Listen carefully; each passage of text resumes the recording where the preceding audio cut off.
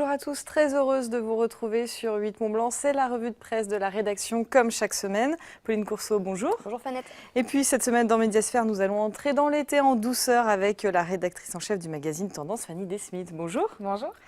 Avant de vous retrouver, on commence comme chaque fois avec le trait d'un dessinateur de presse en une du Faucigny cette semaine. Kaya revient sur les législatives qui font souffler un vent nouveau sur l'Assemblée nationale.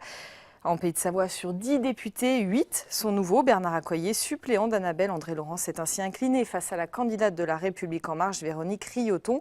Le président de la Fédération départementale des Républicains a du souci à se faire pour le dessinateur. Le parti de droite doit en effet se remettre en ordre de marche. On aura certainement l'occasion d'en reparler. On en reparle justement tout de suite avec notre rubrique Actu Connecté avec vous, Pauline.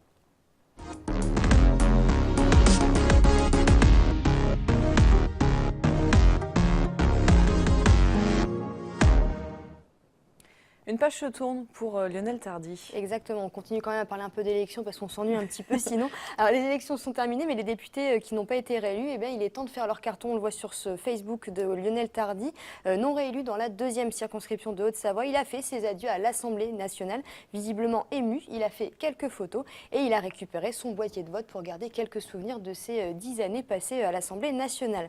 Sophie Dion non plus, elle n'a pas été réélue dans la 6e circonscription de Haute-Savoie. Pas de photo, mais un texte pour remercier ses électeurs et ses soutiens durant toute la campagne. Elle souhaite tout de même bonne chance à son successeur Xavier Roseren de La République En Marche. Et puis enfin Bernard Accoyer, vous en parliez tout à l'heure, député sortant, ne se représentait pas, mais était tout de même suppléant sur la 1re circonscription de Haute-Savoie. Son premier tweet au soir des élections n'était pas pour sa titulaire Annabelle André-Laurent battue, mais pour dire qu'il serait sur le plateau de nos confrères de BFM TV. Pas un mot donc pour celle qui aurait pu lui succéder. Peut-être un moyen de dire que cette campagne, ce n'était pas vraiment sa défaite. Merci beaucoup Pauline, tout de suite cette atmosphère.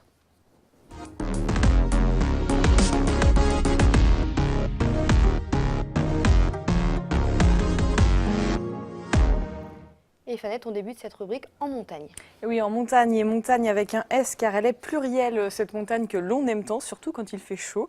D'ailleurs, tout le week-end, la montagne est en fête avec cette nouvelle édition de la fête de la montagne.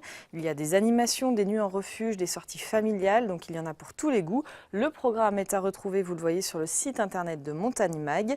Montagne Mag qui nous propose aussi dans son numéro du mois de juin un point sur le parc de la Vanoise. On a souvent l'occasion d'en parler sur 8 Mont Blanc. La montagne peut en effet aussi être divisée entre préservation et développement. Les oppositions qui existent au sein du conseil d'administration du parc depuis 3 ans en témoignent. Des pistes de médiation sont à l'étude, mais il a été demandé au président du parc, que vous voyez là, Laurent Trézalet, de remettre son mandat en jeu dès la rentrée. Des groupes de travail sont aussi mis en place dès le mois de septembre. Et puis à Samoin, on a tranché et choisi le développement économique. On recrute. Le futur Club Med de la station recherche ses futurs salariés, rappellent nos confrères d'Écho Savoie Mont-Blanc.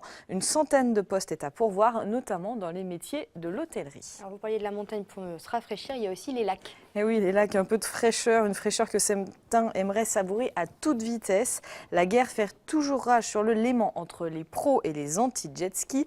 Le Messager, l'édition du Chablais, rappelle que le collectif d'associations opposées à la pratique est de nouveau mobilisé. À la surprise générale, je vous rappelle que la justice a annulé les arrêtés interdisant le jet ski sur une partie du lac de Genève. De nouvelles mobilisations pourraient donc avoir lieu dans les jours à venir. Le collectif dénonce notamment les nuisances sonores liées au jet ski.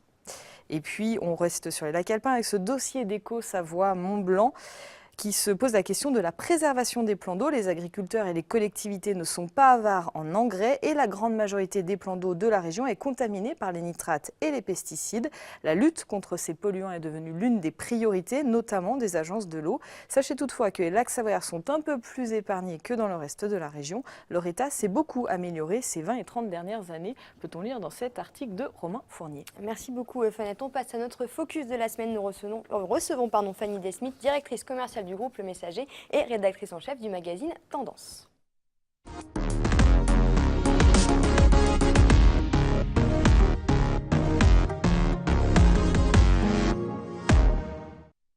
Alors, il vient de sortir, il est tout beau, tout chaud. On rappelle que ce trimestriel féminin est un supplément gratuit des hebdos du groupe Le Messager.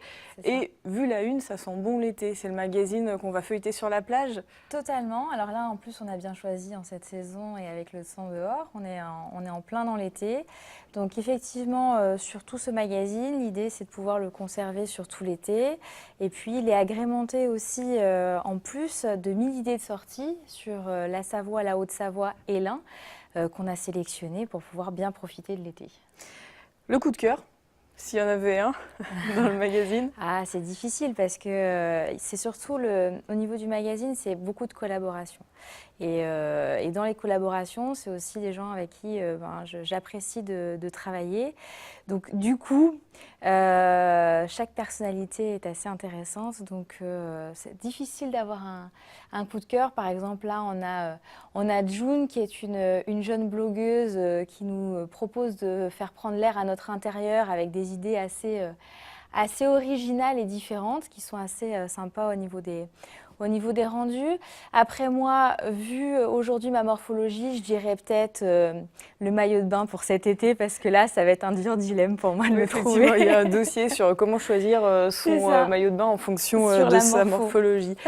Ces collaborations de différents univers, elles vous aident à avoir un bon état des lieux, du territoire, des différentes thématiques, etc. Tout à fait, c'est ça. En fait, c'est à la fois des expertes sur certains domaines et en même temps une bonne répartition sur le territoire. Donc, ce qui nous permet de pouvoir être encore plus riche dans nos contenus, apporter encore plus de valeur ajoutée à nos lectrices. Donc j'étais ravie qu'on puisse collaborer ensemble sur le magazine et sur les prochains d'ailleurs. Nous aurons encore de nouvelles collaborations pour les prochains magazines. C'est vraiment le support qui commence à monter en puissance et qui nous permet d'avoir des choses très sympas en rendu en tout cas. C'est facile de trouver justement des collaborateurs pour venir travailler sur ce magazine, voilà, avec chacun sa petite patte. C'est ça aussi qui est important. C'est voilà, chaque article est différent parce que c'est des gens qui ont vraiment leur imagination, leur univers. C'est ça, alors c'est tout l'intérêt en fait de collaborer avec nous. C'est-à-dire que moi je ne souhaite pas dénaturer l'univers des personnes qui travaillent pour le magazine, qui sont d'ailleurs que des filles. Ça j'avoue que c'est un petit choix de ma part parfois, mais c'est surtout qu'elles conservent leur état d'esprit et qu'elles puissent s'adresser à notre cible, qui est encore une fois une cible féminine, entre 30 et 50 ans. Donc à l'intérieur de la rédaction, j'ai des femmes entre 30 et 50 ans qui sont réparties sur le territoire, ce qui permet pour nos lectrices de pouvoir avoir à chaque fois quelque chose qui va l'intéresser ou en tout cas un regard qui va plus l'intéresser qu'un autre. Donc, vous n'avez pas du tout d'hommes qui lisent votre magazine ? Je pense que certains hommes lisent les magazines féminins, on le sait très bien, mais je ne m'adresse pas à eux en fait. L'idée c'est que vraiment c'est un magazine pour les femmes, on s'adresse aux femmes du territoire qui sont fières de leur région, qui ont envie de s'informer sur ce qui se passe sur le local, parce que n'oublions pas qu'avec le Messager, notre cœur de cible, c'est quand même de l'information locale et de proximité. Juste là, en fait, on le fait plutôt à destination des femmes. Mais après, je sais très bien, moi, le mien est à la maison, mon compagnon le lit aussi. Donc, Quelle complémentarité entre les hebdos, répartis sur les pays de Savoie, et le magazine féminin ? Alors, c'est à la fois une nouvelle approche, puisque c'est des choses qu'on faisait pas chez nous. Oui, c'est le deuxième numéro. Hein. Là, c'est le troisième. Pardon. Ouais, c'est le troisième. Alors, c'est vrai que depuis le deuxième, on commence à être un petit peu meilleur. En tout cas, on commence à mieux travailler le produit magazine, puisque c'est pas notre cœur de métier au départ. Par contre, notre cœur de métier, c'était de l'information locale. Il y a certaines informations qu'on ne peut pas forcément traiter non plus dans le journal, puisqu'on a plutôt un lectorat qui est grand public, hein, ne l'oublions pas. Nous, ça nous permet d'avoir une valeur ajoutée, une marque supplémentaire, et moi forcément en tant que directrice commerciale aussi, d'aller chercher des nouvelles niches, des nouveaux marchés qui n'existaient pas pour le groupe Le Messager. Et très clairement aujourd'hui, que ce soit en termes de lectorat comme en termes d'annonceurs, j'arrive à capter une nouvelle audience grâce à ce magazine, parce que n'oublions pas qu'il est effectivement diffusé sur l'ensemble des titres du groupe, mais également gratuitement sur plus de 500 points de dépôt. Donc, ce qui permet d'avoir un premier contact différent avec nos marques qu'on ne peut pas avoir autrement. Il y a le développement web aussi qui va être important sur ce magazine. Ouais. Ça va être le gros travail de cet été. Donc en fait, on va lancer un site web communautaire tendance. Donc c'est vrai que de parler à nos lectrices de manière trimestrielle, c'est un peu long. Et puis on s'aperçoit en réunion de rédaction, quand on en sort, on est toutes frustrées parce qu'il faut choisir, parce que on a un certain nombre de pages et qu'à un moment donné, on ne peut pas tout mettre. C'est l'avantage d'Internet, c'est qu'on va pouvoir avoir un lien quotidien avec nos lectrices et pouvoir aussi un peu parler plus régulièrement de certaines choses.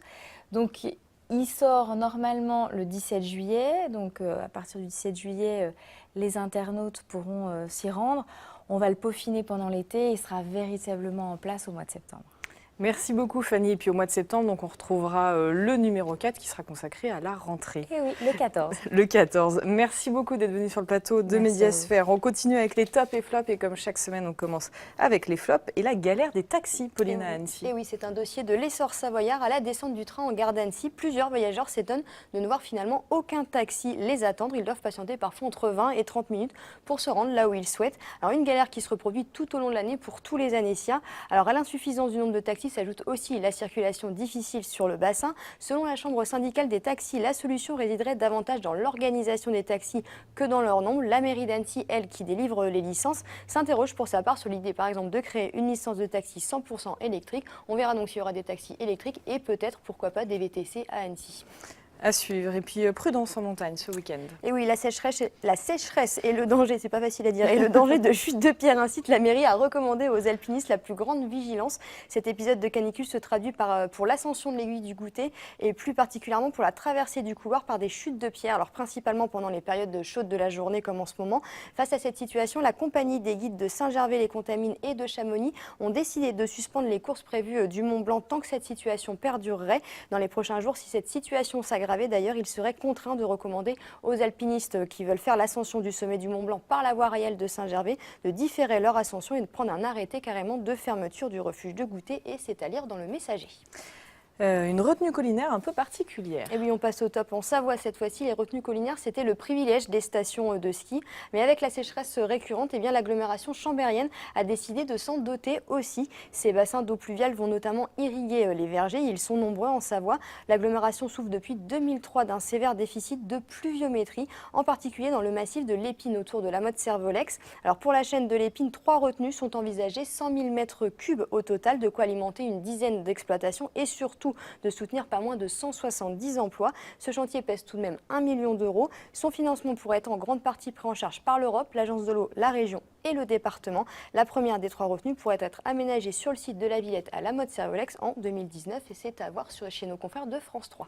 Et enfin, vous aimez les araignées? Alors pas vraiment, mais on va dire que c'est une idée de nos confrères de France Bleu Pays de Savoie. Alors puisque pas moins finalement de 450 espèces d'araignées ont été recensées en Savoie et nous n'en connaissons que nous deux, celles qui nous piquent la nuit et dont on se gratte le matin en se levant. Alors il est temps de mettre fin aux préjugés, disent nos confrères. André Miquet, membre de la Société d'histoire naturelle de la Savoie, lance donc un appel à observer les araignées et surtout dépasser sa peur de la grosse araignée noire que l'on trouve dans les maisons sous le lit, la fameuse stégénaire, c'est son nom. L'objectif, c'est de sensibiliser le public à regarder de près les fleurs, les arbustes et repérer ces toutes petites araignées d'à peine 3 mm aux jolies couleurs. Donc Fanette, si vous allez vous balader ce week-end ou si vous regardez sous votre lit, faites attention et prenez des photos. Je n'y manquerai pas. Merci beaucoup à toutes les deux. C'était Médiasphère. On se retrouve la semaine prochaine pour une nouvelle revue de presse.